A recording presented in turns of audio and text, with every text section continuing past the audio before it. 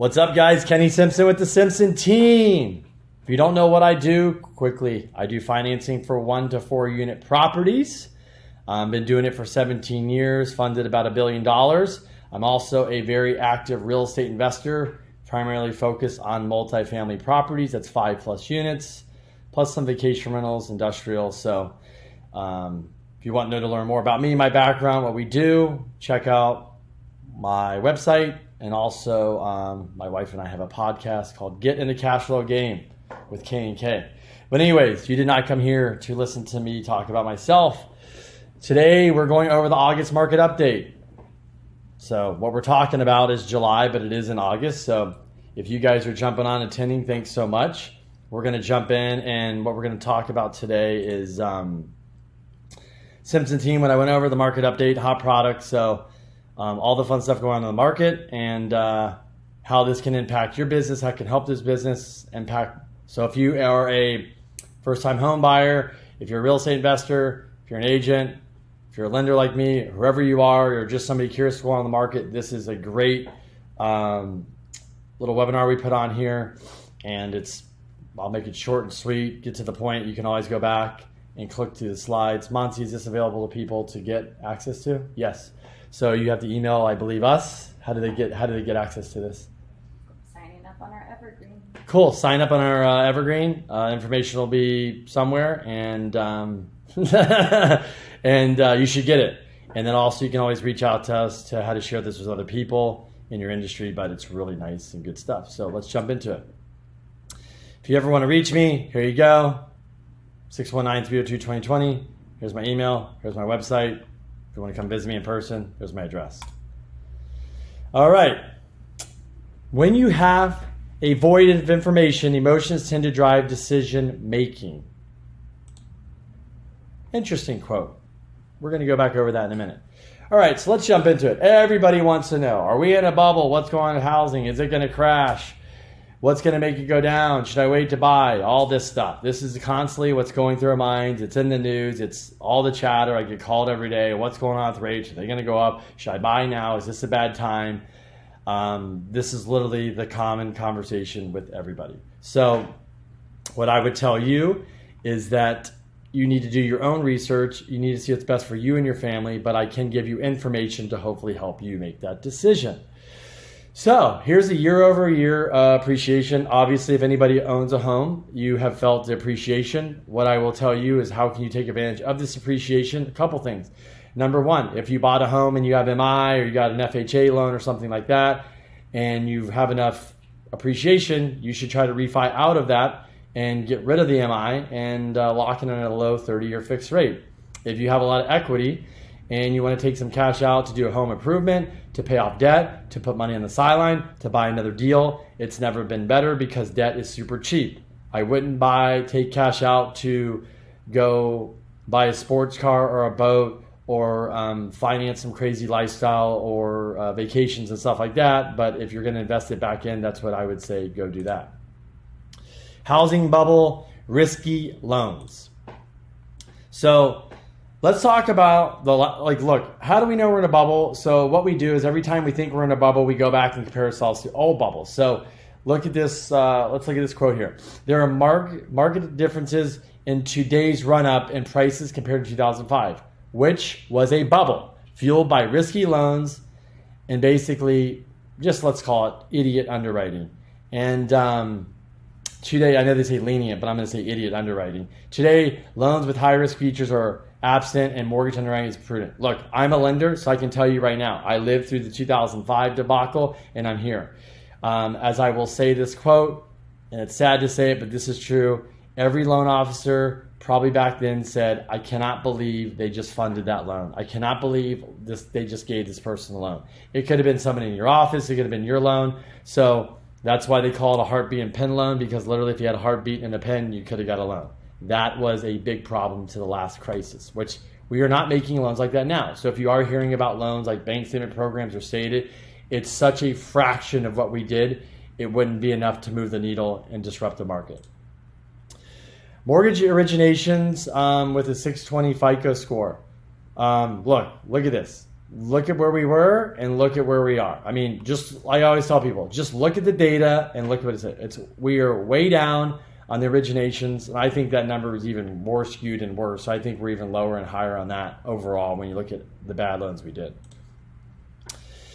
The outsized increases have raised concerns that a home price bubble is emerging. However, conditions today are quite different than in early 2000s, particularly in terms of credit availability.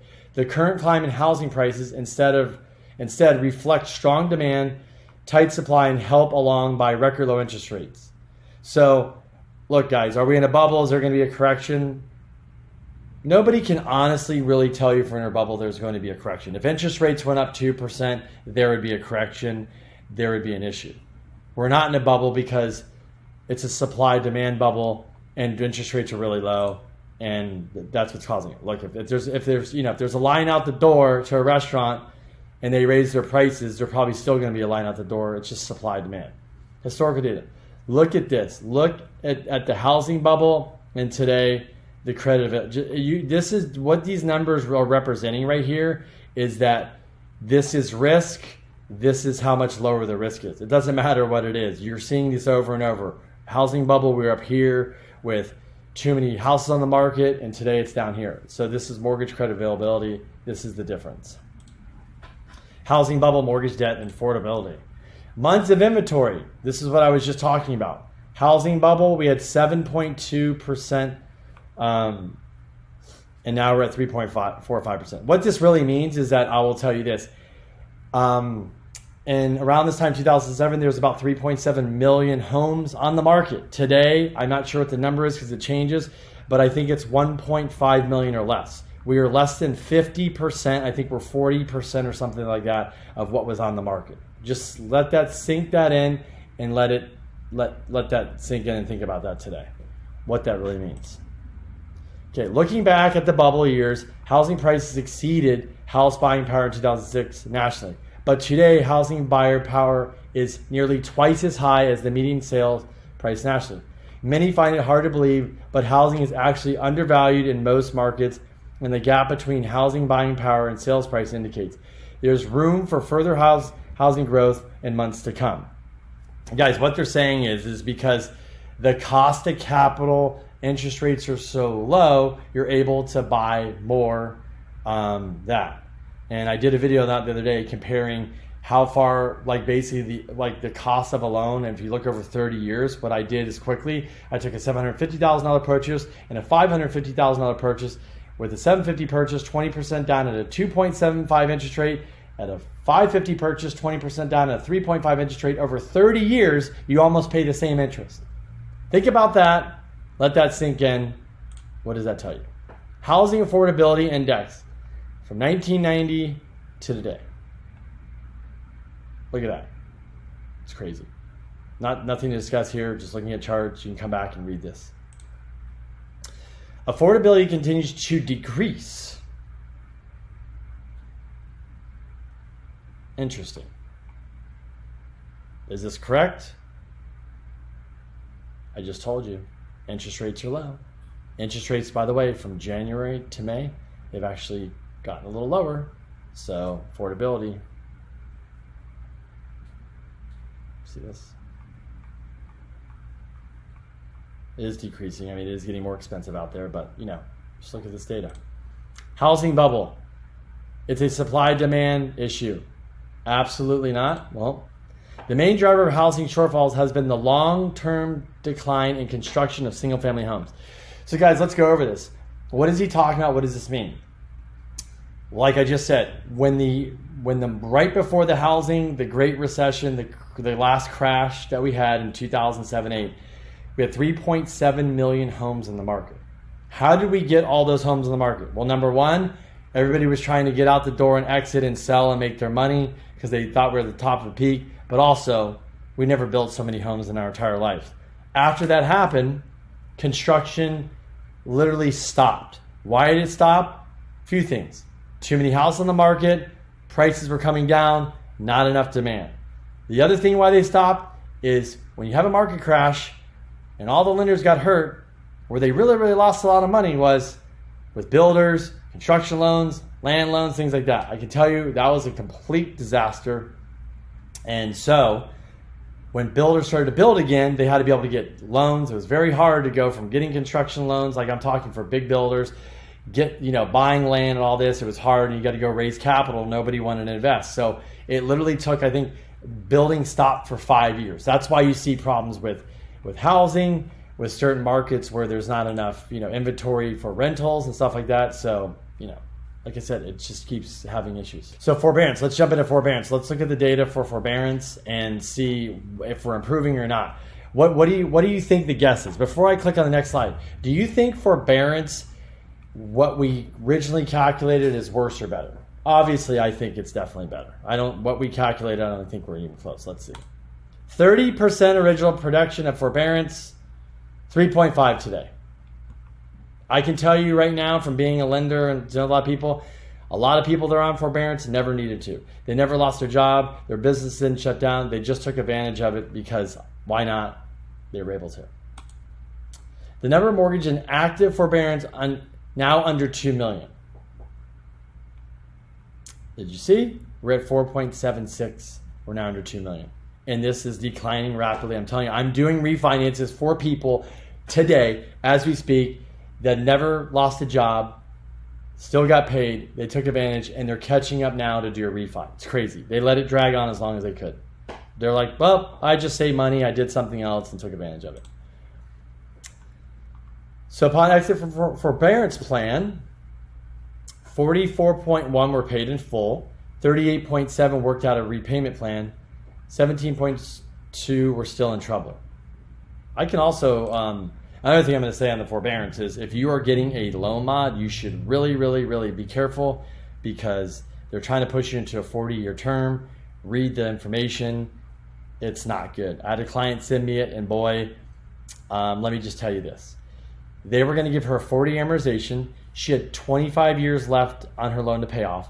At the end of the loan, the 25 years that would, if she just stayed on this path, it would be paid to zero. I think she owed $350,000, and I hope you're sitting down. After 25 years, she would have a balloon balance of like $150,000 or $180,000, no joke. And she goes, how is this possible? I said, because they're extending your interest for another 15 years, right? Another 15 years. And you're just paying more interest, but you're not paying down the debt. It was not good. She was saving $200-$300 a month. Really, really stupid. I don't know how that's helping anybody. Anyways, between 2006 and 2014, about 9.3 million. 9.3 million households went through foreclosure, gave up their home to a lender, or sold in distress sale. That is crazy. 9.3 million. That's why housing crashed. That's why if you're in your neighborhood and people were foreclosing, that's not even, I don't even think that's foreclosures. That's not even short sales. That's why housing crashed, because people are having to give their houses back. They're going for cheaper, and that's what it was. The likelihood of us having a foreclosure crisis again is about 0%. I will agree currently right now, unless things change interest rates or banks start making shitty loans or something like that, that this is basically, I don't see a foreclosure crisis on the horizon. The housing boom is officially over. Home sales have dropped. Penny home sales dropped in June. More evidence of a housing turnaround. Buyer traffic. I want to comment about this. I'm going to go back.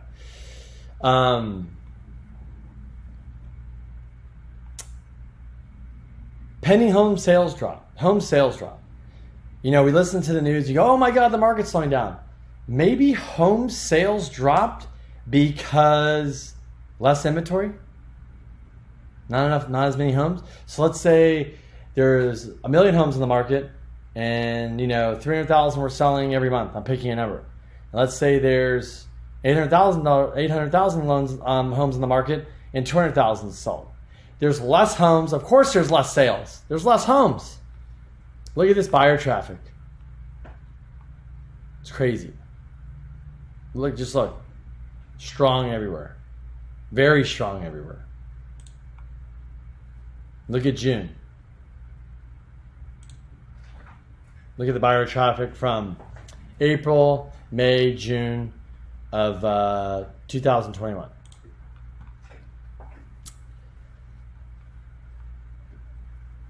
Appreciation, we went through that chart before, the difference in appreciation and what's going on with that. Given that the sales activities are coming down, we may be sensing some turn in the market. We're seeing less, basically, offer and sell market now. So basically, you're seeing less multiple offers. If it's still seller's market, no doubt. Okay, number one is my clients in the last week or two were competing with 20, 30 offers, so it's still hot. Maybe there's markets that's slower. I completely understand, but this market is hot and still running. If your house is overpriced, you're not getting it. And people still are overpaying for houses. They're paying over list price. So, and values are coming in because there's comps to support it. So I agree with this, but remember, market by market, city by city, state by state. Month's inventory of homes for sale. Look at this chart.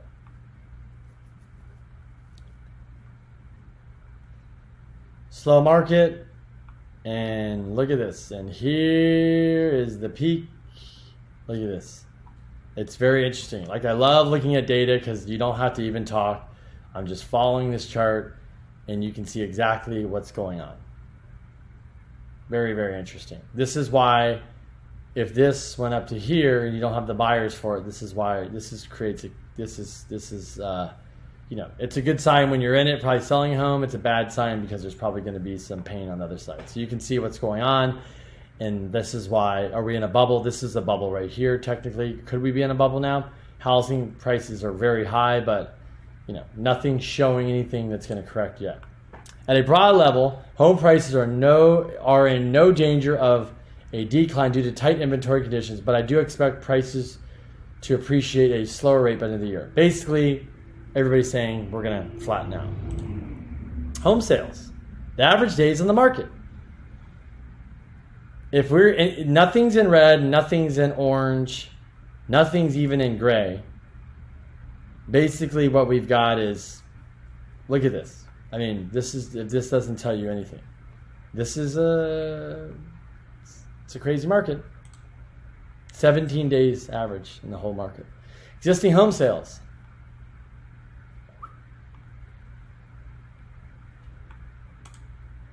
Existing home sales by region.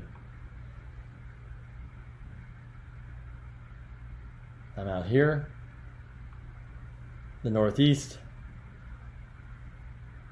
Midwest, South. Wow.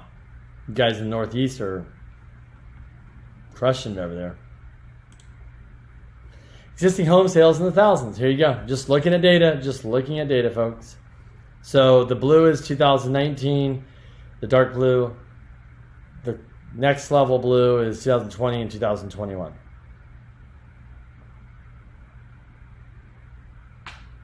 Interesting. New home sales. Same thing. We're giving data for June. We haven't had July out yet. Remember, this data is from July or June. So even though it's August, we're shooting it. New home sales in thousands. Here we go. Look. Sales are good. Obviously, coming out of winter. We're out of lockdown. Sales are booming.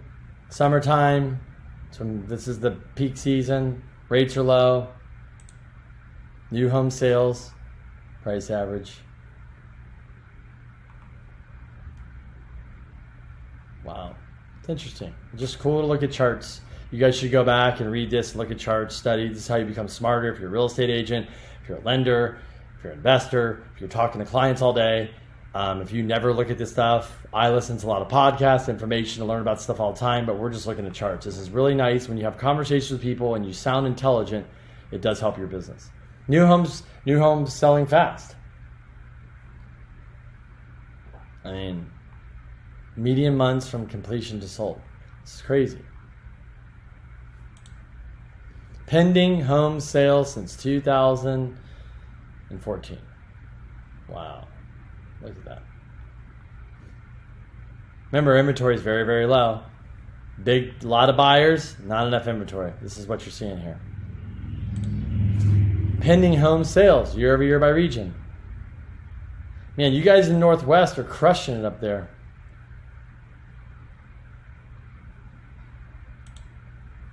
Home prices, existing home prices year over year. U.S. is 23.4%. That's crazy. Percentage change in sales from last year by price range. Look at these price ranges. So you can see from the 1 million plus, there's a big look. You can just see where the money's flowing. You can see who's moving, who's buying homes. The lower level right here, I think, is because a lot of these people got hurt with unemployment, losing their jobs, stuff like that. You can see, and these are obviously people that were able to, make it out and escape and do okay. Housing inventory, monthly inventory, homes for the last 2 years. We look at this every month. Obviously, take a look.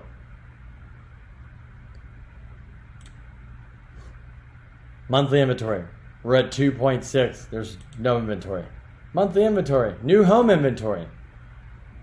That's up a little bit. Still not making a difference. Buyer demand. Buyer demand remains healthy. Showing traffic is still above last year's levels. Other than in the Northeast where it's down 3% from last year. They're still crushing it. Though we saw a quick month-to-month drop in the number of showings per listing in June, showing an uncharacteristically rapid slowdown in real estate demand coming into summer. This is likely to cause an increase in inventory levels in the coming months and ease upward pressure on the real estate prices that's pushed them to historic highs over the last 12 months. So we'll see if that happens. Basically what they're saying is we're getting more and more inventory, and if the housing demand slows as we get out of summer, fall, and go into winter, when people don't buy as much, nobody wants to move during the holidays when it's cold and the weather. So they're saying we might see some flattening in the market, maybe some inventory, maybe a good buying opportunity. Buyer traffic index. You can see where it's a little lighter, some of these places, but overall you can see where it's very strong.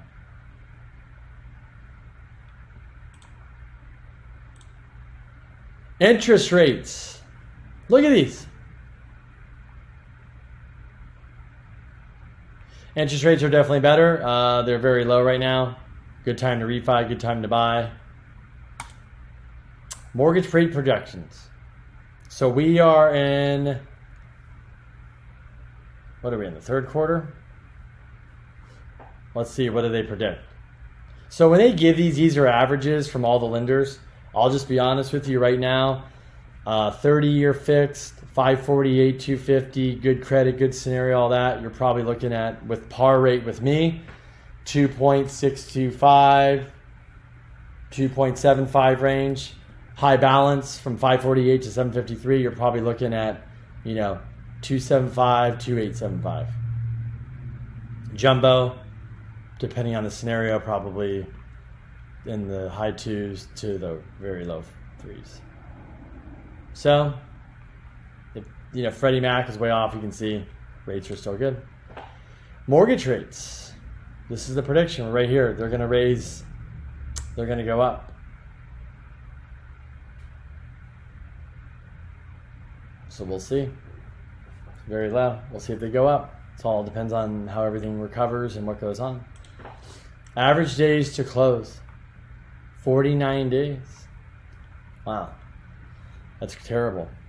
49 days average day to close. That's because in other states they don't close fast here. My average probably close of a purchase right now is probably 15 to 20 days.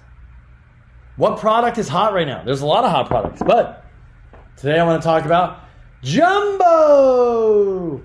So what's so hot about the Jumbo? Well, when Jumbo's back, when COVID hit, non-QM left, we talked about that before. Jumbo kind of got, the buyers stopped, but Jumbo's back. What's great about Jumbo? A couple things. Number one, if you're purchasing up to $2 million, I've got a 10% down, no MI, and interest rates are really good. And did I mention no MI? Because you can't even get Fannie or Freddie with no MI. You can, but you're going to bump the rate to get rid of MI. They just have no MI. So really good there. The other thing is we do on the Jumbo, you can actually do cash out, and this is crazy. I don't know the exact loan amount, depending on the scenario, but you can do a jumbo loan with cash out up to 89% with no MI. Crazy. I actually have people taking advantage of it because they're paying down other debt, or they're remodeling the house, or doing other things. So the other thing with jumbo is a lot of jumbo lenders you go to, they're slow, they can't close quickly. I just closed a jumbo, was it a jumbo refi or jumbo purchase? One of them in, I think, 6 or 7 days. By the way, with an appraisal. So jumbo is back. If you need more information about it, let me know. I've got great rates. I can slam them through quickly. I've never been able to close jumbos this fast in my life. Usually they're slow, but it is crazy that I can literally close a jumbo purchase, which I'm getting ready to have one, I think, soon, which I'm excited.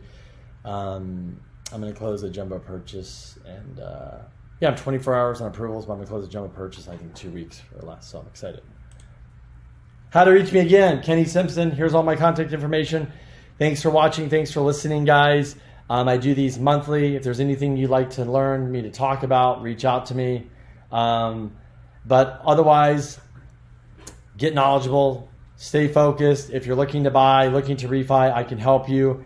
It is a good time. If you want more information, you can always check me out on my website. We put videos out on YouTube, on Instagram, talking about, real estate financing, all this. But there's a lot of good data out there. Hope this helps you guys out. Thanks for watching. Thanks for supporting. Talk to you guys soon. See you next month.